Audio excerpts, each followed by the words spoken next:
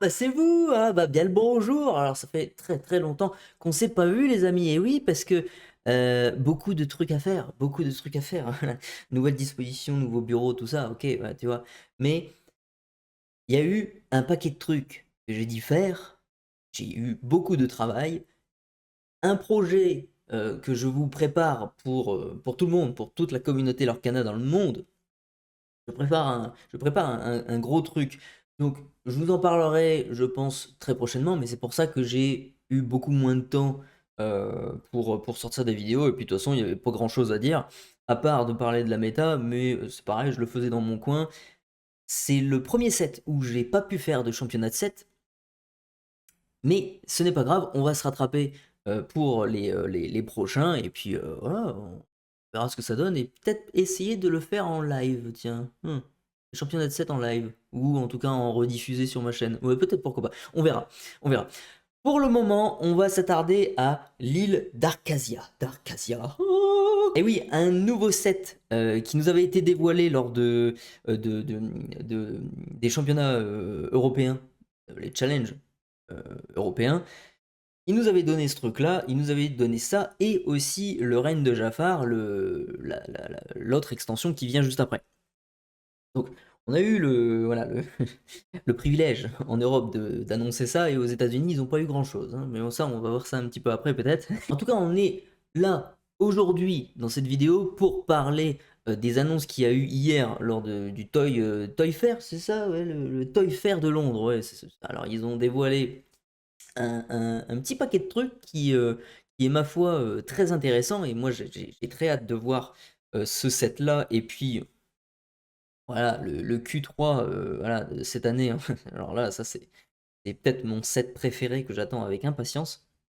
Bref, on va s'attarder sur ça. On va décortiquer un petit peu ce qu'ils nous ont montré. On va parler un petit peu des mystères qui rôdent autour de ce grand hibou, pardon. Et on va voir ça tout de suite. Alors, l'île d'Arcasia, du coup, le nom de l'extension en français. Et on sait, du coup, on connaît les dates de sortie de cette extension. On a eu la fameuse display. Voilà, et on a eu d'autres trucs à côté, on va voir ça après. Mais là, je l'ai trouvé en français. Et on a une belle display, une display un petit peu nature, j'ai envie de dire. Hein. On n'est pas à Village Nature à côté de Disneyland Paris, mais presque, presque, presque les amis, parce que c'est une extension où il va y avoir pas mal d'animaux.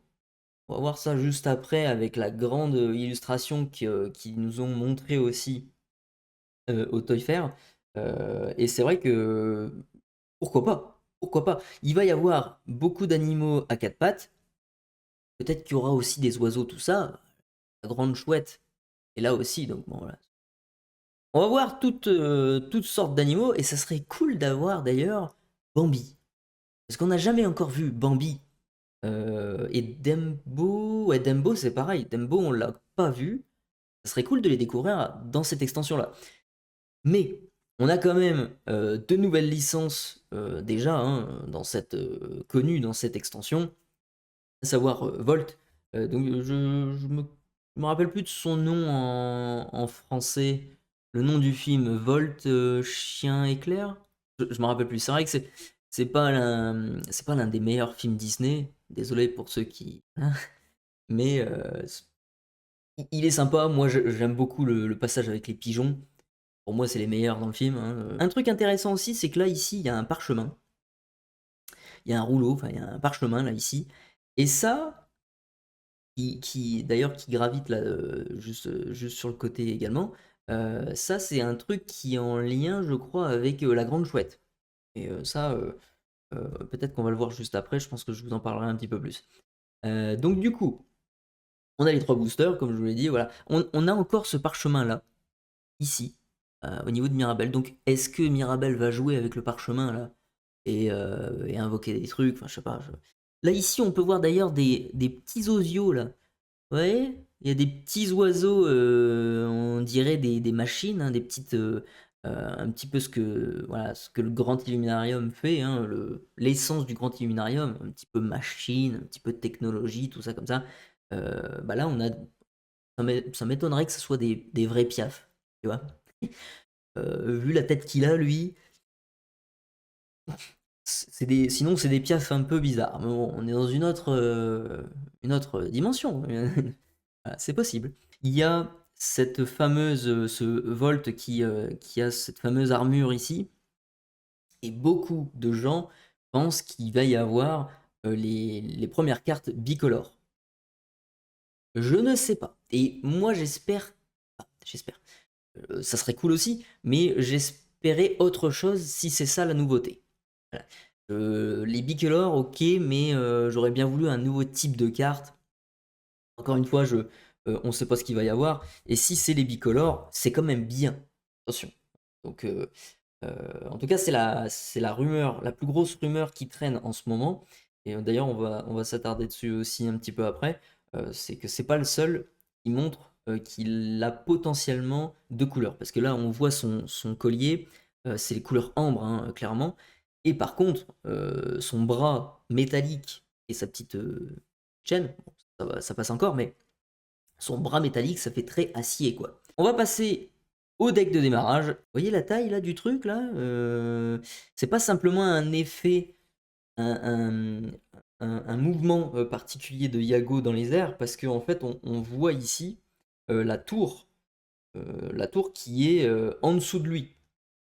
Donc je pense qu'il est en train d'écraser des gens. C'est sous les ordres de Jafar, hein, bien entendu. Yago n'est pas méchant. C'est un joli piaf. Donc je pense que là, il est assez bigasse. C'est pas la première fois qu'on a un personnage qui est gros comme ça. On avait aussi la clochette du 7-1 qui aussi était fait géante.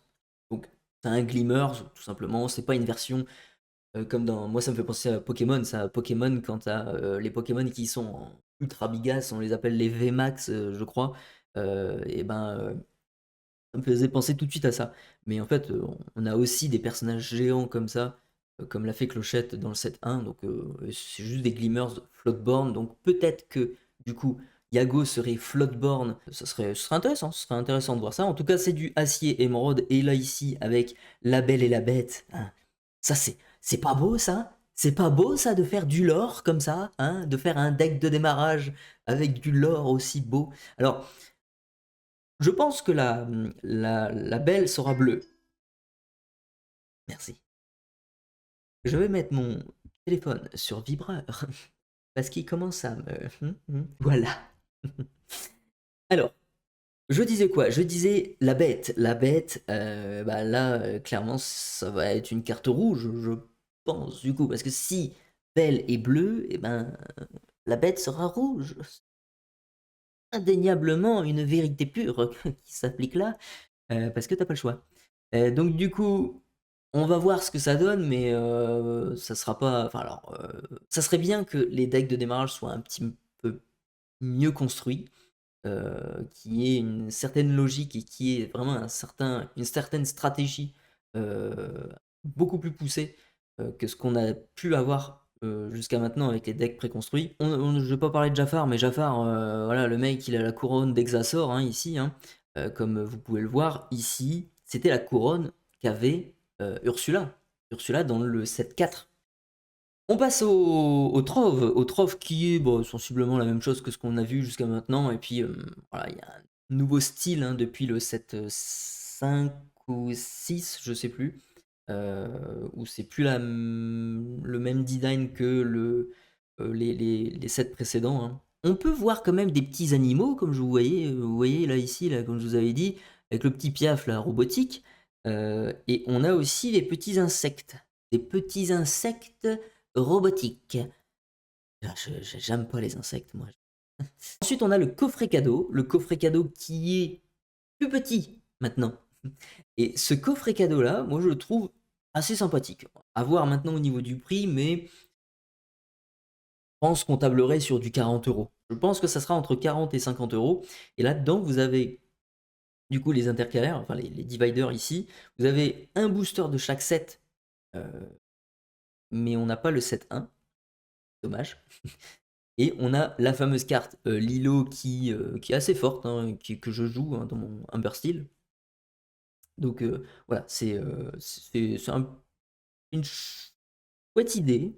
Je je sais pas si c'est une meilleure idée, par rapport aux autres coffrets cadeaux qu'on a eu l'habitude d'avoir jusqu'à maintenant. En tout cas, en termes de taille et packaging, c'est vrai que c'est nettement mieux. On a une petite carte en plus promo, voilà, comme d'habitude, mais là, elle est un peu spéciale avec des bords complets en couleur. Euh, Pourquoi pas? Maintenant, à voir si c'est du foil. Je J'ai pas encore vu. Il me semble qu'au Toy Fair, je sais plus s'ils avaient montré la carte. Euh, je crois pas, hein, je crois pas. Mais je sais qu'il y a une carte rouge de Mickey qui est exactement pareille aux États-Unis, qui était dans les Costco, je crois, un truc comme ça, qui ne semblait pas être foil, mais je sais pas, on verra ça un petit peu plus tard. Ensuite, les deckbox, pardon, on a deux enchantés, hein, donc plutôt cool. Des très belles illustrations, hein, les meilleures illustrations qui existent d'ailleurs. Les playmats, on les a vus aussi découverts aux européennes, pardon. Comme quoi, comme je vous dis, jusqu'à maintenant, on a énormément eu de chance, nous, les Européens, par rapport aux Américains, que lors des championnats européens, on a eu plein de trucs qui ont été dévoilés. Eux, ils ont eu juste une illustration et c'est fini, quoi. Les pauvres, c'est pas sympa, hein. Ultra classe, moi, direct, c'est John Loren, voilà, l'illustration qu'il a fait, c'est un truc de malade. C'est l'un des meilleurs illustrateurs aussi de l'Orcana sur le nouveau type de carte ou la nouvelle façon de jouer, comme ils nous le disent. C'est vrai qu'on a l'impression qu'il va y avoir des cartes bicolores. Ici aussi, on a d'autres informations. Ça, c'est l'emballage des decks de démarrage, hein. Et puis après, vous avez surtout cette illustration-là qui est juste après. On va la décortiquer juste après, mais juste avant, je veux montrer ici le fameux Kronk et Isma, parce qu'en fait, ils n'apparaissent pas dans l'autre illustration à côté. Là, d'ailleurs, on voit Isma et Kronk ensemble. Ça pourrait être une seule et même carte, avec deux personnages. Ça serait, je crois, la première fois, si je ne me trompe pas, que l'on aurait deux personnages ensemble, dans une seule carte. Ça m'étonnerait pas de voir ce truc-là, parce que une carte qui s'appelle Kronk et Isma, bah non, non, on a eu Tic et Tac également. Oui, c'est vrai. On a eu Tic et Tac et Flotsam et Jetsam. Donc c'est vraiment pas impossible.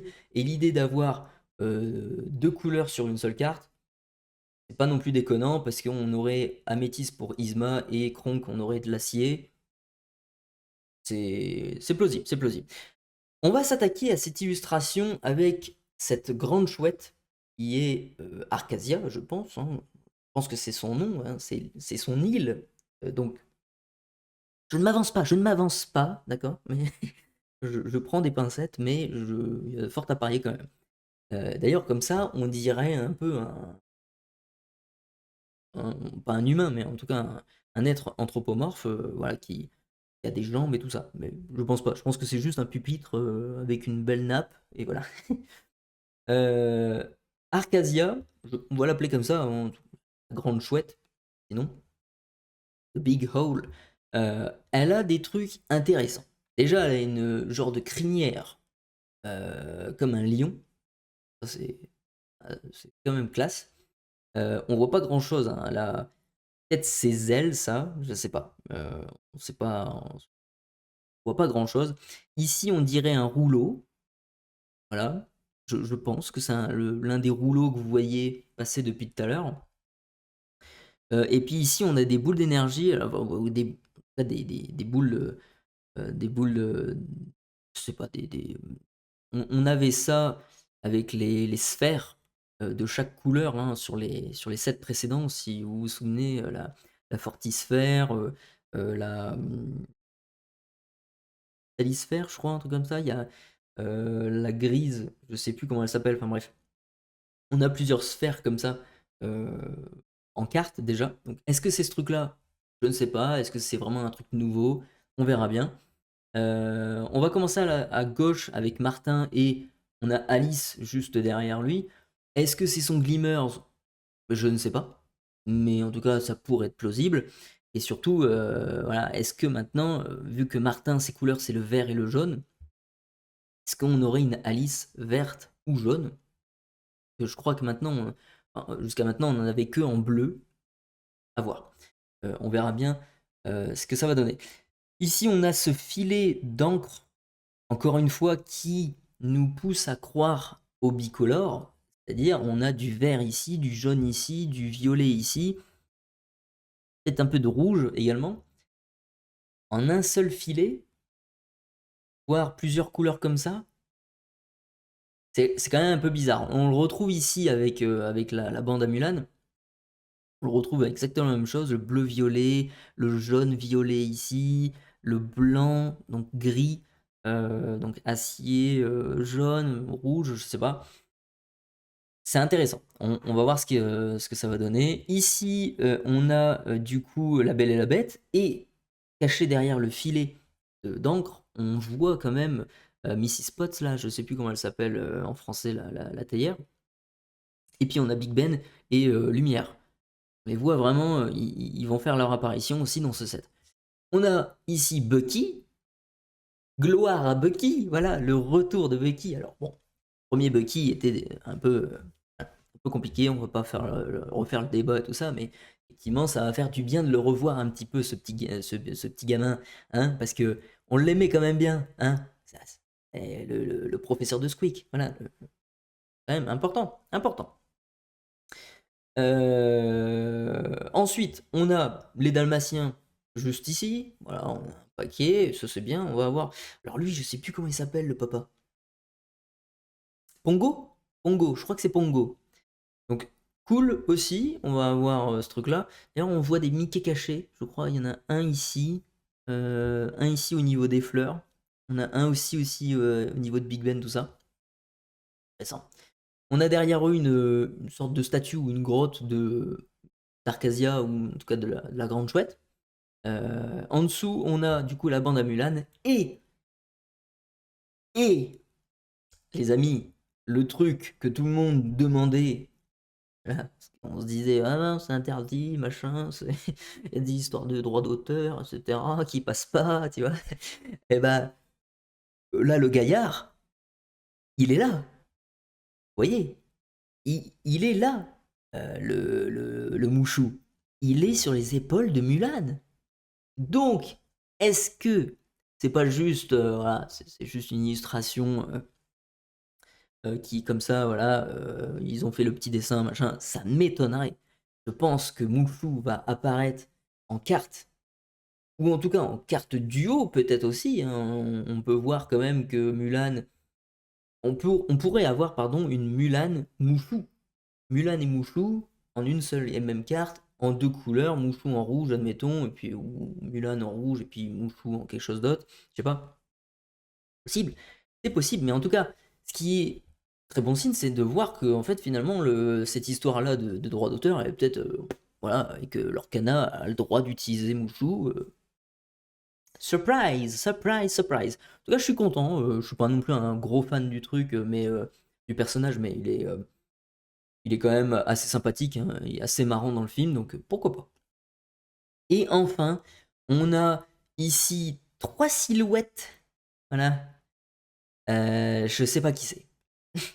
Au début, je me suis dit, bon, peut-être que c'est les trois bonnes fées là dans Sleeping Beauty, La Belle au Bois dormant. Mais si c'était elle, elle volerait, quoi. Elle volerait avec leurs ailes. Donc, c'est pas possible. Maintenant, moi, ça me fait penser à une carte Bébé Noy dans le set 2 en couleur bleue, où il y avait deux personnes dans le fond de l'illustration. Il y a deux personnes habillées en rouge et on ne sait pas qui c'est. Mystère et boule de gomme. Est-ce que c'est des illumineurs? Est-ce que c'est des méchants? Est-ce que c'est des gentils? On ne sait pas du tout. En tout cas, ils ont l'air d'observer là-bas là, comme des traîtres, là, hein, à fomenter des mauvais coups. Et ça nous embête un peu, hein. Après, c'est peut-être des personnages, voilà, ils sont trop loin, des personnages qu'on connaît, on les voit pas trop, et puis voilà, hein.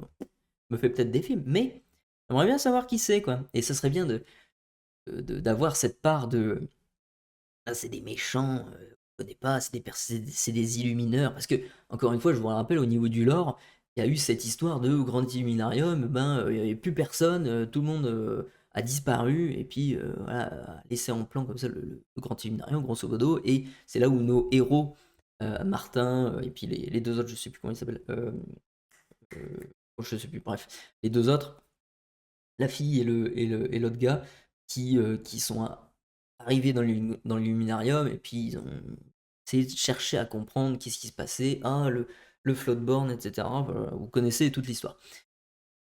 Je vous ferai les vidéos très bientôt, hein, sur le lore, des vidéos très complètes.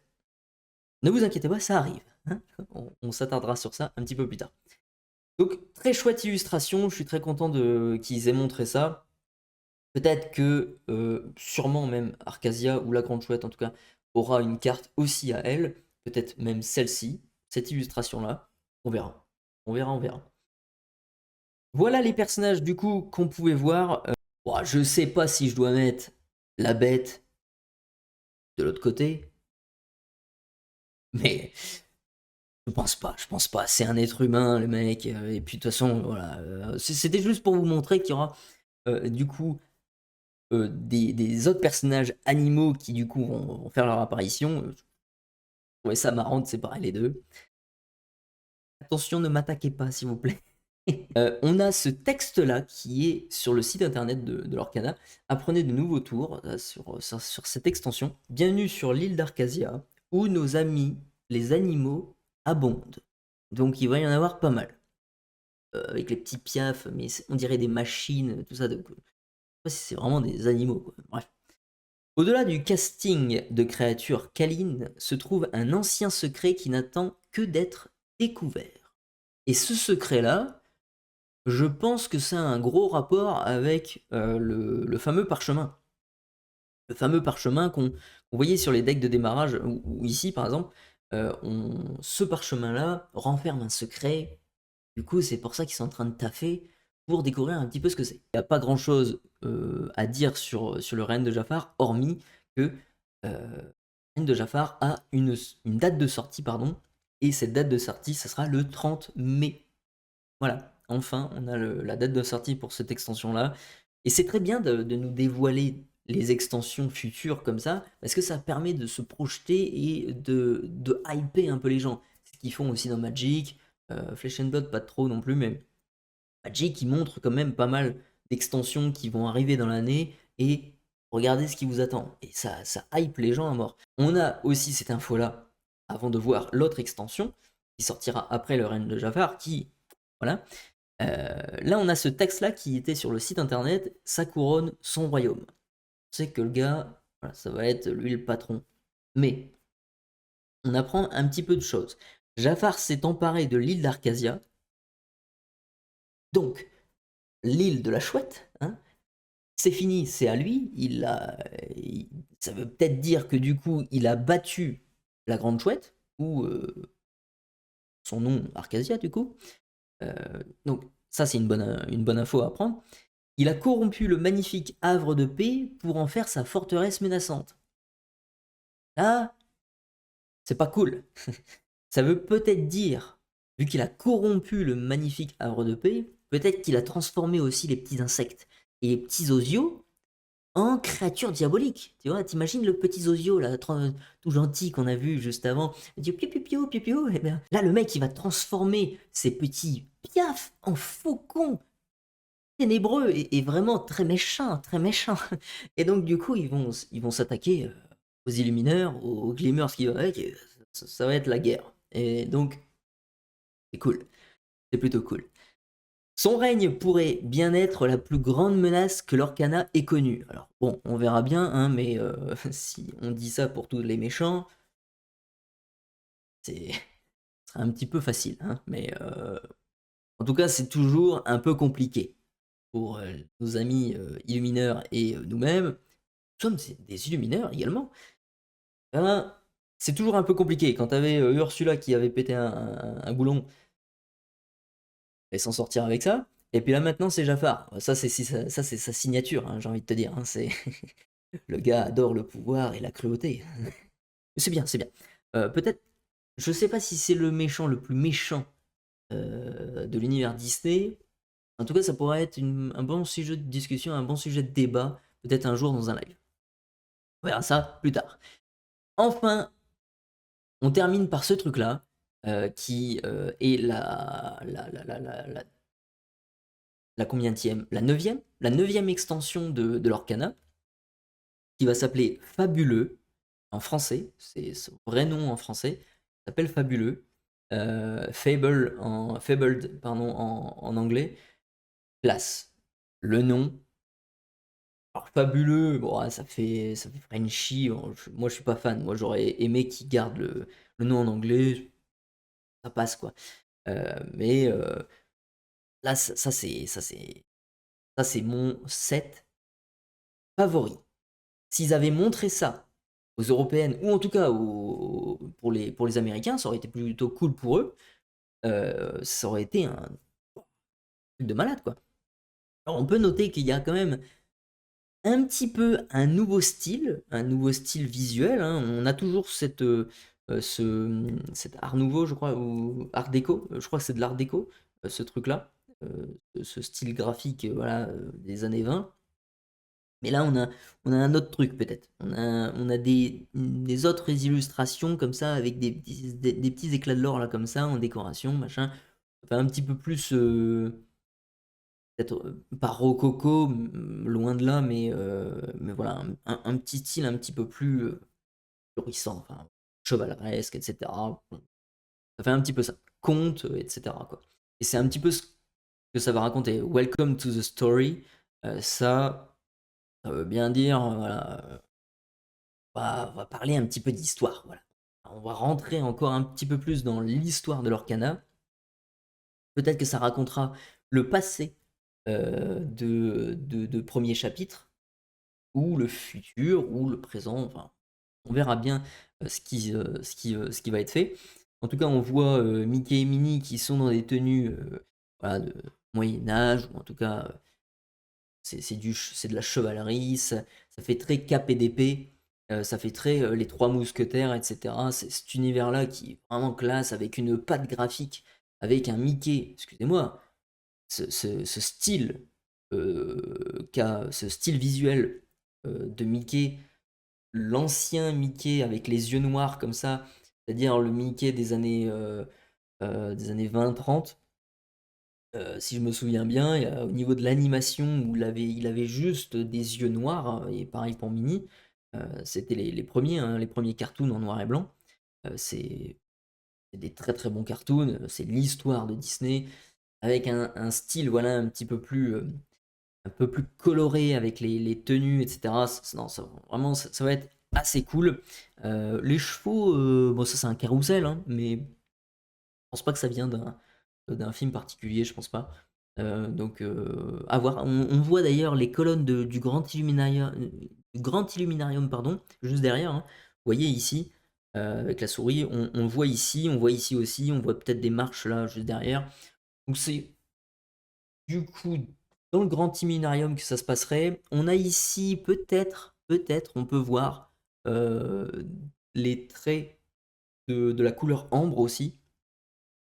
Je ne sais pas. En tout cas, c'est super de décortiquer tous ces trucs-là. Ah, on a encore plus hâte d'en voir un peu plus sur ce set-là. On voit d'ailleurs le livre, c'est bien foutu. Le style graphique est super classe.